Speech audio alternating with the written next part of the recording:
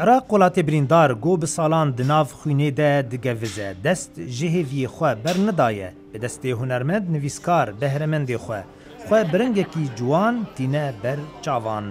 Li Washingtona paytext hunermendê Iraqî Haşim el Samirayî bi jimarek ji berhemên xwe yên balkêş beşek ji jiyana Iraqê ya berî cengê kişand û li pêşengehekî lê Galeriya Jerusalem el Qudus li darxist.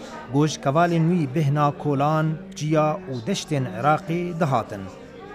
معرض الفنان هاشم السامرائي از باور دکم کو پیشنگه هنرمند هاشم السامرائي خورو عراقیه لواشنطن گوی هول دایه هر آلی جیان عراقی بر همین خدا پیش چاو بکه به تایبتی ایشاد شردا و بالکشاندیه سر پیکاتین عراقی وینه جی کردستان جی دبر همین ویده هنه.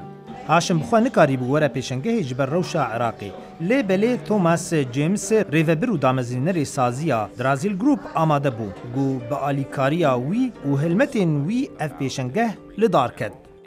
Hashim's work, it's very interesting because هنر هاشم پر بالکشه جبر کو او بیر اینان جیان خو یا عراقی یا بر ده هنر خود دیار ده هر وسا ایشا خود این زمان کاروش عراقی چوابویه براستی بریا هنر آوی من گلکتش لسروی حرم ناس کرن چانداوه و جیاناوه. شێوەیە هونەرمەند هاشم divê pêşengehê de nêzîkî şêweya oryantlîst bû. Got piraniya karê wî nêzîkî jiyana rasteqîn ya rojane ye li Iraqê û rojhilata navîn.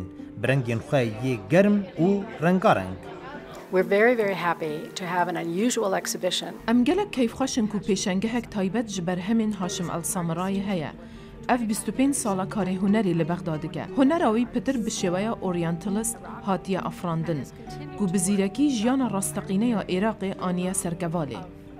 Bandora vê pêşengehê li ser mêvana diyar bû. Got hinek jiwana serdana Iraqê kiribûn berî salên 1980 ve gelek bîranînên wanî xweş li Iraqê anîn bîra wan. Kevalên wî pir ciwan wek moze, balbêj, zaro, Kurd. Min pir ciwan hez kiriye. Wan gelek bîranên min yê dixweş li Iraqê vegerandin. Ez gelek keyfxweş bûm ku ez îro li vê pêşengehê me. Wisayê karibêje got huner û çand dikare rûvê ciwaniya rojhilata navîn ji xelkê Amerîka re diyar bide. û nerînên tund û nicatperest di siyasetê de di derbarî wan welatê birîndar de biguherîne. Luqman Ehmed, Dengê Amerîka.